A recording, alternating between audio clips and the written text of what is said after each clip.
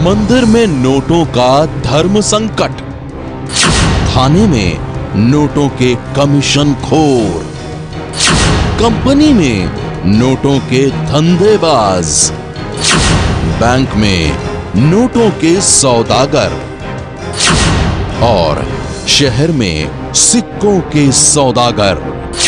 नोटों का काल चक्र। नोटबंदी के 49 दिन पूरे हो चुके हैं। इन 49 दिन में नोटबंदी ने कई लोगों की जिंदगी बदल दी है। सनसनी में आज आप देखेंगे नोटों के कुछ नए और चौंकाने वाले गुनाह। लेकिन सबसे पहले कहानी नोटों के धर्म संकट की।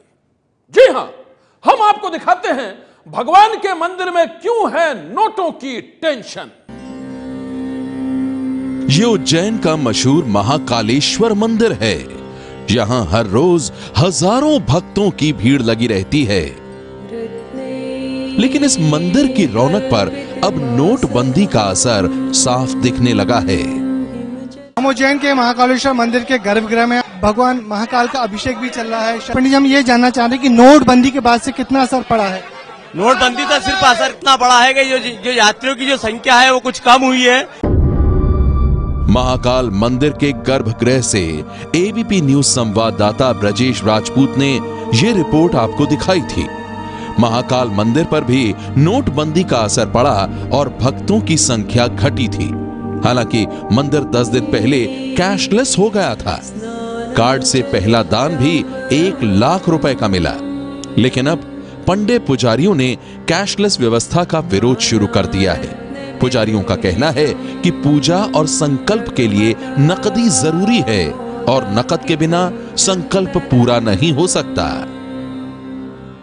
कैशलेस से पूजा हुआ नहीं, कैश से ही पूजा होती है। कैशलेस में तकलीफ पड़ती है। यहाँ शास्त्र क्या कहते हैं? शास्त्र भी कैश के हाथ में जब संकल्प कराया जाता है तो उसमें पुष्प, अक्षर, चावल वो भेंट रख के कराया जाता है। कार्ड नहीं रखा सकता उसमें, नगद ही कुछ भी रखा था उसमें। जो पूजन है ये पूजा पाठ हो सकती है। कैशलेस से पूजा हुआ नहीं, कैश से ही पूजा होती है। कैशलेस में तकलीफ पड़ती है। यहाँ पुजारी मंदिर के अंदर गर्भों में बैठा हुआ है, कैश लेके कैसे बैठ सकता है? अंदर तो कोई बैठने का सवाल ही नहीं, न टाइम मिलता अंदर बैठने का। इसलिए अंदर तो कैश से ही होती है पूजा। शास्त्र क्या कहते हैं? शास्त्र भी कैश के होते हैं। संकल्प के नाम पर पुजारी नकद देने का दबाव डाल रहे हैं। सुनिए, शास्त्रों के जानकार के मुताबिक संकल्प के लिए क्या नकद ही जरूरी है। मंदिर प्रशासन ने पूरे मंदिर को कैशलेस होने का दावा किया था, मगर अभी तक सिर्फ दान देने की व्यवस्था ही कैशलेस हो पाई है। पंडित पुजारियों के विरोध के बीच हकीकत ये है कि इस मंदिर को सालाना 8 करोड़ रुपए नकदी, सोने, चांदी के रूप में चढ़ावा मिलता है, जिसे 16 पुजारी और उनके तकरीबन 50 सहायकों के बीच 35% तक बांटना पड़ता है। महाकाल मंदिर में रोजाना 10,000 भक्त दर्शन के लिए आते हैं। नोटबंदी के बाद 30% भक्तों की संख्या घटी है, यानी करीब 7,000 भक्त रोज आते हैं। एक पुजारी की कमाई महीने में लगभग 50 से 60,000 रुपए होती है। लेकिन नोटबंदी की चोट के बाद पुजारी शास्त्रों का सहारा ले रहे हैं। भक्त ये भी कह रहे हैं कि मंदिर में नोट के बगैर कुछ भी संभव नहीं है। पूजा अर्चना के लिए हर चीज में कैश की जरूरत है। बिना कैश के किसी चीज कुछ भी नहीं हो सकता। क्रेडिट कार्ड वगैरह तो यहाँ यूज होता ही नहीं है। पुजारी आते ही सबसे पहले कैश हर चीज हाथ में रखो, तब मंदिर में दर्शन होंगे, अदरवाइज दर्शन ही नहीं हो सकते। यहाँ मैंने अभिषेक करवाया बिना कैश के। यहाँ पे नहीं है क्योंकि पंडित यहाँ पे कोई एटीएम कार्ड, क्रेडिट कार्ड या कोई स्वाइप कार्ड मशीन लेके नहीं बैठे हुए हैं यहाँ। ऐसे वक्त में जब लोगों को 2-2 हजार रुपए निकालने के लिए लंबी लंबी लाइनों में लगना पड़ता है, पुजारियों के फरमान ने भक्तों को मुश्किल में डाल दिया है। नोटबंदी और भक्तों की दिक्कत के बावजूद मंदिर प्रशासन बिना नकद पूजा न करने के फरमान का विरोध नहीं कर रहा है, बल्कि वो पूजा में नकद मांगने वाले पुजारियों के साथ ही खड़ा है। वैसे भी जो गर्भगृह की पेटी में दक्षिणा है तो उनका 35% रहता ही है, तो वो भी उनको मिलना ही है। ऐसा नहीं है कि उनको नहीं मिलेगा, लेकिन उनका जो है संकल्प के लिए यदि वो सिक्के से कोई जजमान करता है तो उसमें प्रशासन को कोई आपत्ति नहीं। भारत के 12 ज्योतिर्लिंगों में से एक उज्जैन का महाकालेश्वर मंदिर है। 12 सालों में एक बार लगने वाले सिंहस्थ मेले के दौरान इस साल यहाँ पर 15 करोड़ का चढ़ावा मिला था, मगर नोटबंदी के बाद अब यहाँ कैशलेस दान की व्यवस्था हो गई है। लेकिन पंडित पुजारियों के विरोध के चलते अब भक्तों के सामने मुश्किलें खड़ी हो गई हैं। अब कहानी नोटों के नए गुनाह की। सबसे पहली दास्तान उस शख्स की जो एक बैंक में असिस्टेंट मैनेजर था, लेकिन नोटबंदी के बाद उसने एक नया ही गोरख धंधा शुरू कर दिया। वो कमीशन लेकर काले धन को सफेद करने लगा। हद तो तब हो गई जब उसने रच डाली अपने ही बैंक में लूट की साजिश। लूट का mastermind bank manager. Kurukshetra police की गिरफ्त में चेहरा छुपा रहे इन सभी लोगों पर 5 लाख की लूट का इल्जाम है। इन लोगों ने मिलकर कुरुक्षेत्र में HDFC बैंक की ब्रांच के कैश पर हाथ साफ किया था। पुलिस जांच में लूट का मास्टरमाइंड निकला उसी बैंक का असिस्टेंट मैनेजर। अपनी बाइक अड़ा के और आंखों में मिर्ची डाल के 5 लाख रुपए की लूट की थी उन्होंने, घटना को अंजाम दिया था।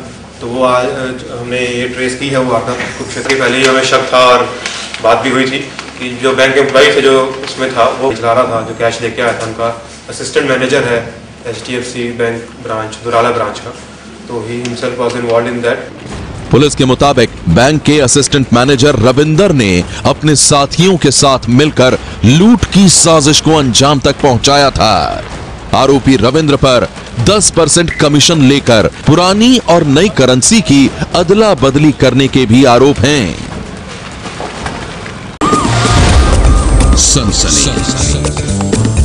कहने को तो वो एक कंपनी में काम करते थे, लेकिन इन दिनों वो धंधा कर रहे थे नोटों का।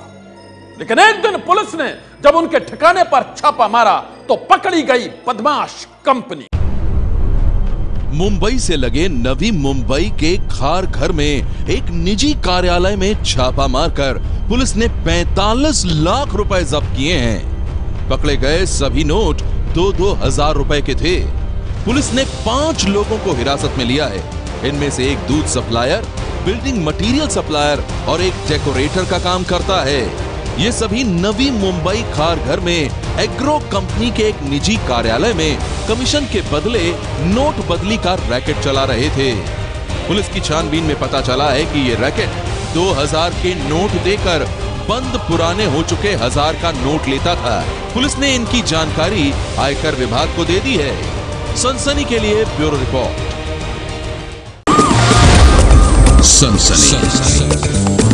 वो ऐसी कंपनी में काम करते थे जिनका काम ही था एटीएम में कैश भरना। उनके जरिए ही शहर के एटीएम में नकद नोट भरे जाते थे।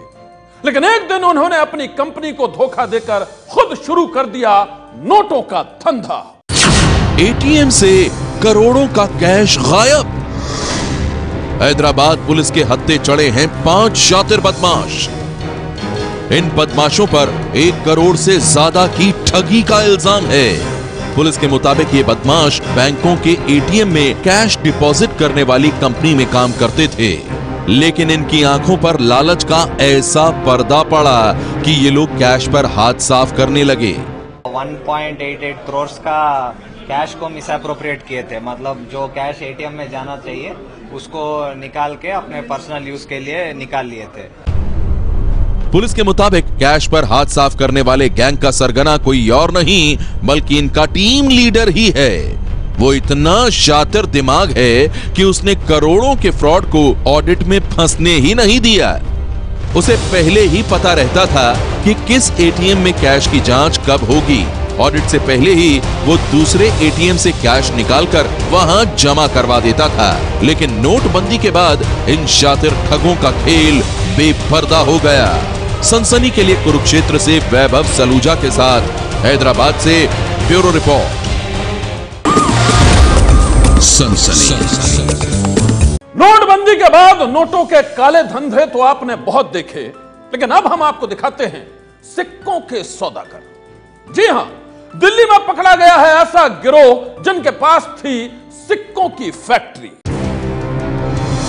दिल्ली पुलिस की गिरफ्त में आए ये हैं नकली सिक्कों के सौदागर। पुलिस ने नकली सिक्कों के ऐसे बड़े नेटवर्क का खुलासा किया है जिसके तार देश ही नहीं विदेश तक फैले थे। राजस्थान, दिल्ली, हिमाचल प्रदेश, हरियाणा, पंजाब, इस तरह की जगहों पर इनकी फैक्ट्रियां के बारे में पता चला था।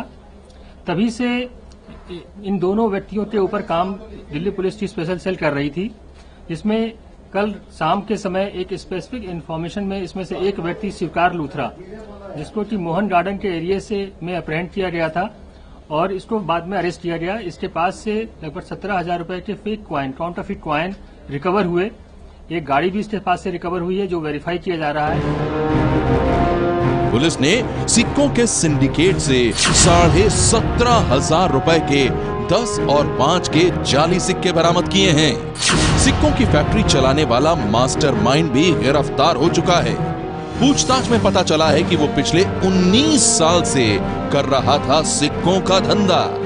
सनसनी के लिए ब्यूरो रिपोर्ट। सनसनी। 20 साल का प्रेमी।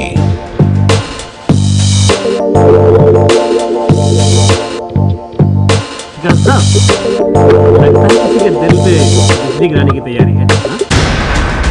35 साल की प्रेमिका।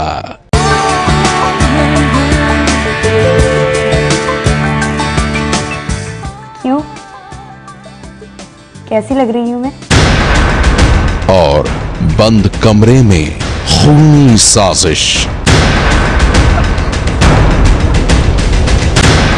डैडी का डर्टी गेम। बेटा, मैं तुम्हारी मोहब्बत को कबूल करता हूं, बस तुम अपनी प्रेमिका के साथ घर चले आओ। नहीं, मैं तुम दोनों की शादी करा दूंगा, पक्का पक्का, ये तुम्हारे डैडी का वादा है।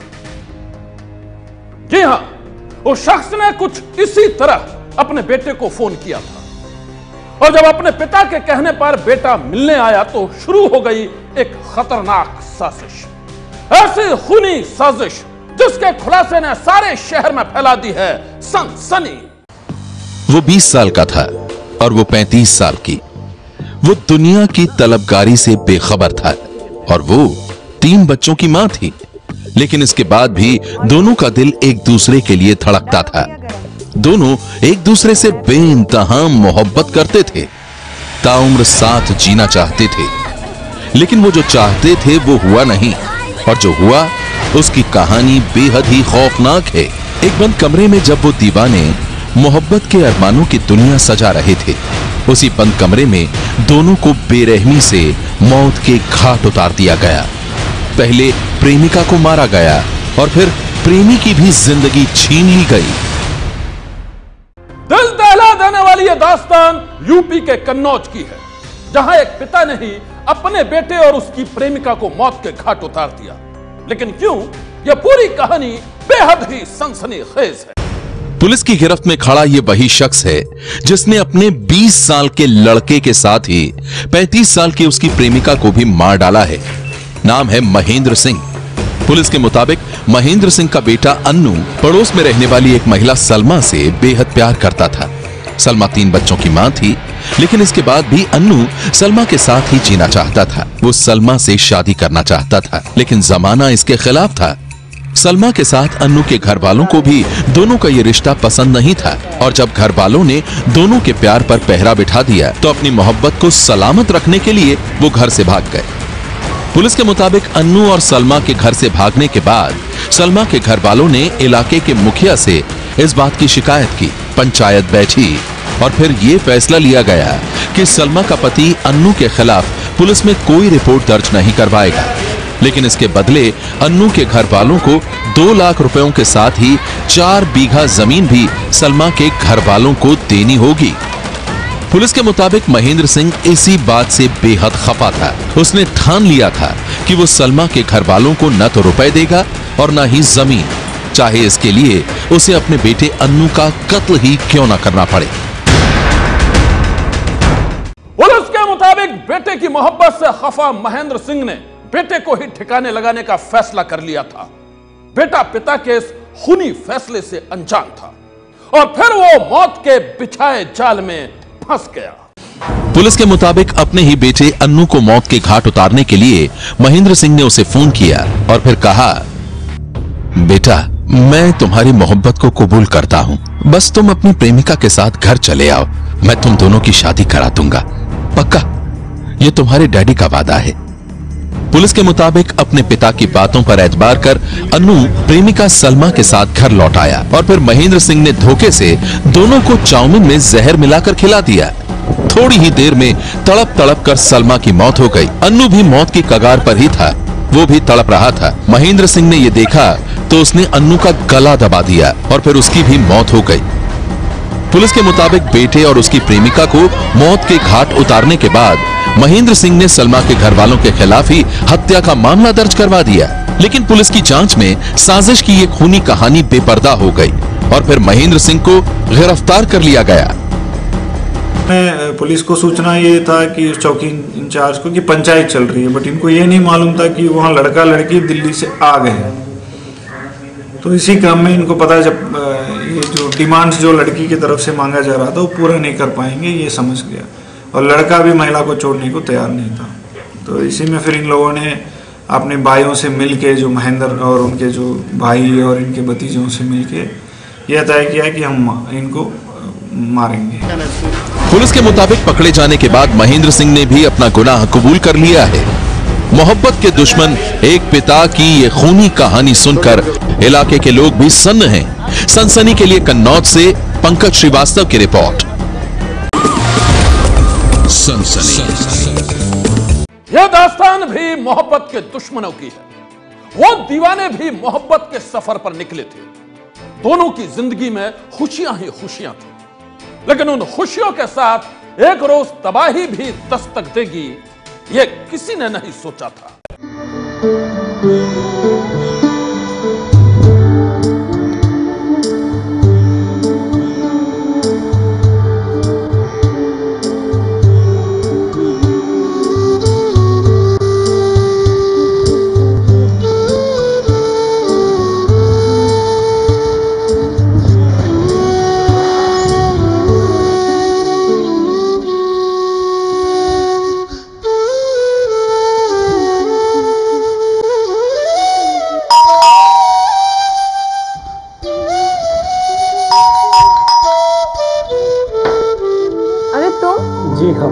प्यार की वो कहानी जब से शुरू हुई थी, बाराबंकी का रहने वाला मनीष हर वक्त अपनी प्रेमिका कोमल से मिलने की तलाश में ही रहता था और जैसे ही कोमल के पिता घर से निकलते थे वो चुपचाप कोमल से मिलने उसके घर पहुंच जाता था।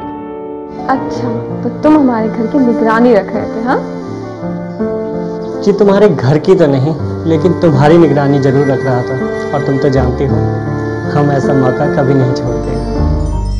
मनीष अपनी प्रेमिका कोमल से जितना प्यार करता था, कोमल भी उससे उतना ही प्यार करती थी, लेकिन मनीष की दीवानगी से उसे डर लगता था। कोमल जानती थी कि अगर प्यार की ये कहानी उसके पिता तक पहुंच गई तो तूफान खड़ा हो जाएगा, लेकिन इसके बाद भी वो खुद को रोक नहीं पाई। पिता की गैर हाजिरी में जब भी वो अपने प्रेमी मनीष से मिली, उसकी मोहब्बत में खो गई। लेकिन उस रोज जब कोमल और मनीष प्यार के रोमानी पलों में खोए थे, तभी दरवाजे पर हुई एक दस्तक ने दोनों को चौंका दिया।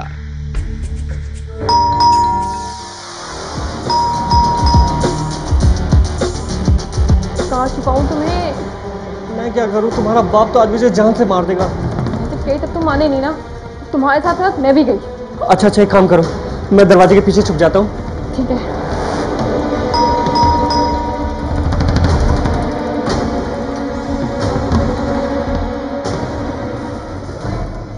बहुत देर लगा दी दरवाजा खोलने में। वो बाथरूम में थी। मैं तो डर ही गया था, ना जाने क्या हुआ। आप अंदर आइए। अरे पगली, दरवाजा तो बंद करने दे। मैं बंद करती हूँ, आप चलिए अंदर। बड़ी अजीब बातें कर रही है।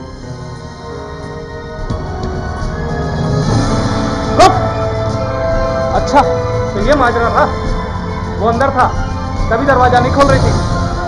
आज वो मेरे हाथ से बचेगा नहीं, समझी?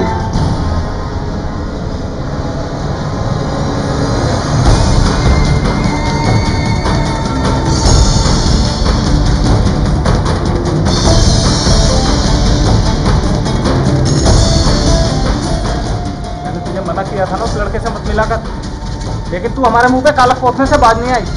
आज से तेरा घर से निकलना बंद। मेरी चीज का बहुत फायदा उठा चुकी।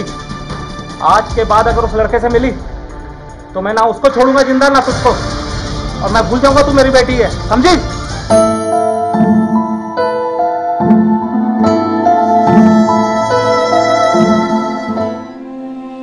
कोमल प्यार की जिस कहानी को अपने पिता की नजरों से छुपा कर रखना चाहती थी, वो कहानी यूं सामने आ जाएगी उसने ये कभी सोचा भी नहीं था।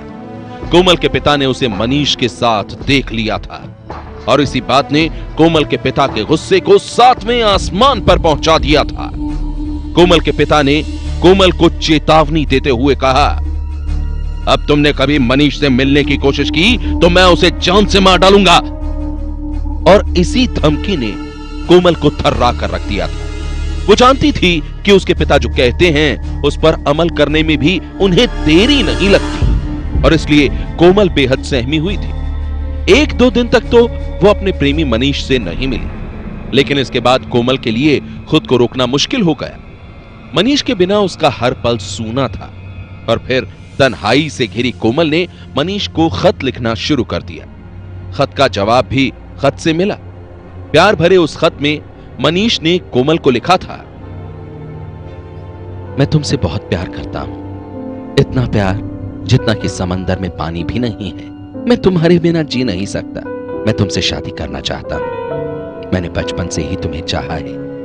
मैं तुम्हें अपना बनाकर ही रहूंगा। रही बात तुम्हारे पापा की, तो उनसे मैं नहीं डरता। बस तुम इसी तरह हमेशा मेरा साथ देना। मनीष के प्यार भरे खत ने कोमल की उदास जिंदगी को फिर से खुशियों से भर दिया था। बेशक अपने पिता की वजह से वो मनीष से मिल नहीं पा रही थी, लेकिन जो एहसास उसके दिल में समाया था वो उसे खतों के जरिए मनीष तक जरूर पहुंचा रही थी। प्यार तो मैं भी तुमसे बहुत करती हूँ। मैं भी तुम्हारे बिना एक पल भी जी नहीं सकती। मैं उस दिन का बेसब्री से इंतजार कर रही हूँ जब तुम बारात लेकर आओगे और हमेशा हमेशा के लिए मुझे अपना बनाकर ले जाओगे। लेकिन मुझे अपने पापा से बहुत डर लगता है। दिन यूं ही तेजी से गुजर रहे थे। कोमल और मनीष के प्यार की कहानी अब उनके खतों के सहारे ही आगे बढ़ रही थी। लेकिन एक रोज घर की 4 दीवारी में कैद कोमल से रहा नहीं गया। वो अपने प्रेमी मनीष से मिलने के लिए तड़प रही थी, और फिर जैसे ही उसे मौका मिला वो मनीष से मिलने के लिए उसके घर पहुंच गई। कोमल को लंबे अरसे बाद अपने सामने देखकर मनीष की खुशी का ठिकाना नहीं था, लेकिन इससे पहले कि कोमल उससे कुछ कह पाती, पीछे से उसके घर वाले भी वहां पहुंच गए। उन लोगों ने कोमल के साथ ही मनीष को भी जबरदस्ती घर से निकाला और फिर दोनों को बेरहमी से पीटते हुए अपने साथ लेकर चले गए। बाद में पता चला उन लोगों ने मनीष के साथ ही कोमल का भी कत्ल कर दिया है। पीट पीट कर दोनों की जान ले ली है। लड़के को कैसे मारा इन्होंने? किस तरह से मारा? किस चीजों से? डंडा से मारे हैं, फिर हिया मारे और हिया बोरी में लेके गए दोनों को। हाँ, नहीं हमारा देवर है। हाँ। अच्छा, गाड़ी में डाल के ले गए? कैसे ले गए? गाड़ी में डाल के पीछे डिग्गी में है। कैसे, किसमें मारा था उन्होंने? बोरी में। अच्छा। मनीष के घर वालों को जब मनीष और कोमल की हत्या की खबर मिली तो कोहराम मच गया। फौरन ही दिल दहला देने वाली इस वारदात की इत्तला पुलिस को दी गई और फिर आरोपियों के खिलाफ मामला दर्ज कर लिया गया। सनसनी के लिए बाराबंकी से सतीश कुमार की रिपोर्ट।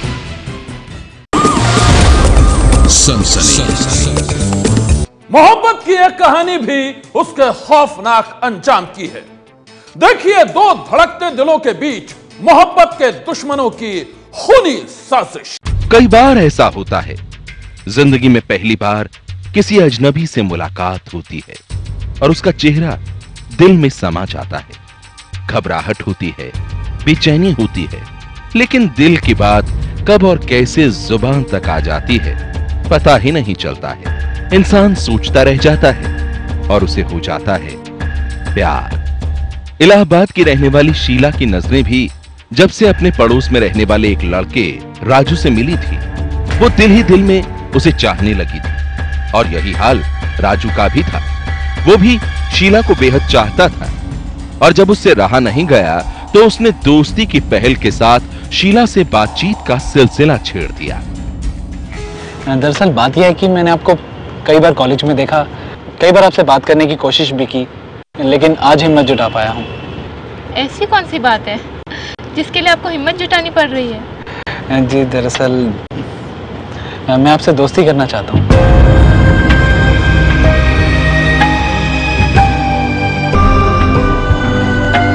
बस इतनी सी बात? मैंने तो सोचा, खैर छोड़िए, मुझे आपकी दोस्ती मंजूर है। राजू ने पहल की और फिर शीला उसकी अच्छी दोस्त बन गई। दोस्ती भी ऐसी कि बिना एक दूसरे से मिले न तो शीला को चैन मिलता था और न ही राजू को।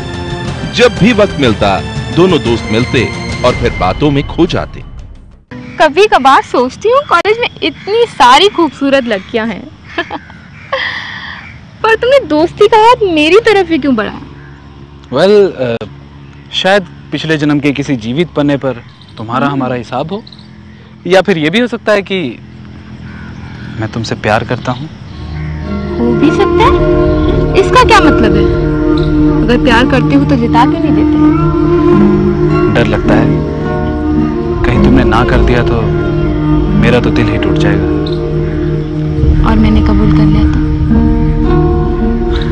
फिर तो मेरी लाइफ बन जाएगी। राजू का यह कहना था कि शीला हंस पड़ी और फिर हंसते हुए उसने कबूल कर लिया उसका प्यार। दोस्ती की एक कहानी अब प्यार में बदल गई थी और उसके साथ ही मोहब्बत का वादा अपनी मंजिलें तलाशने लगा। एक तरफ वक्त पंख लगाकर उड़ता चला जा रहा था तो दूसरी तरफ राजू की मोहब्बत में खोई शीला जिंदगी के सतरंगी ख्वाब बुन रही थी। धीरे धीरे वो राजू के इतने नजदीक आ गई थी जहां उससे न कोई पर्दा था न कोई दूरी। दोनों दुनिया की नजरों से बचकर हर रोज मिलते थे और एक दूसरे के प्यार में खो जाते थे। लेकिन एक रोज न मालूम कैसे दोनों के प्यार की ये कहानी शीला के घर वालों तक पहुंच गई और फिर तूफान खड़ा हो गया। शीला के घर वाले राजू को नापसंद करते थे। वो किसी भी कीमत पर दोनों के प्यार के इस रिश्ते के लिए राजी नहीं थे और फिर उन्होंने शीला की मोहब्बत पर पहरा बिठा दिया। शीला अपने ही घर में एक कैदी की जिंदगी जी रही थी, लेकिन इसके बाद भी उसका प्यार कम नहीं हुआ। वो राजू को चाहती थी और राजू को ही चाहती रही। तारीख थी 3 अप्रैल 2014। राजू शीला से कई दिनों से नहीं मिला था। उसका दिल शीला से मिलने के लिए तड़प रहा था और जब उससे नहीं रहा गया तो वो मौका देखकर शीला से मिलने उसके घर पहुंच गया। और फिर वहीं शीला के घर वालों ने राजू को पकड़ लिया और पीट पीट कर उसकी जान ले ली। राजू की हत्या के बाद शीला के घर वालों ने उसकी लाश को एक सुनसान इलाके में फेंक दिया और घर पर ताला जड़कर फरार हो गए। जल्द ही दिल दहला देने वाली इस वारदात की खबर पुलिस तक भी पहुंच गई और फिर शुरू हो गई राजू के कत्ल के आरोपियों की तलाश। इसके संबंध में थाना मऊआइमा में मुकदमा पंजीकृत है। इसमें धारा 302 और SC/ST एक्ट का मुकदमा लिखा गया है। इसमें 4 अभियुक्त हैं, तो इसमें पोस्टमार्टम की रिपोर्ट के आधार पे हम लोग इसमें अग्रिम कार्रवाई करेंगे। फिलहाल इसमें एक अभियुक्त अरेस्ट किया गया है जिसके द्वारा ये एडमिट किया गया है कि उन्होंने लड़की और लड़के दोनों की उन्होंने हत्या की है और इसमें भी पोस्टमार्टम रिपोर्ट के अनुसार जो भी इसमें इंजरीज आएंगी उसके अनुसार हम लोग इसमें अग्रिम कार्रवाई करेंगे। पुलिस राजू के कत्ल के आरोपियों की तलाश में जगह जगह दबिश दे रही थी और उसी दौरान एक कुएं से मिली शीला की लाश ने पूरे इलाके में सनसनी फैला दी। शीला की लाश पर चोट के कई निशान थे। ऐसे में आशंका इस बात की भी जताई जा रही है कि शीला की मोहब्बत से खफा उसके घर वालों ने उसका भी कत्ल कर दिया है। सनसनी के लिए इलाहाबाद से मोहम्मद मोइन की रिपोर्ट।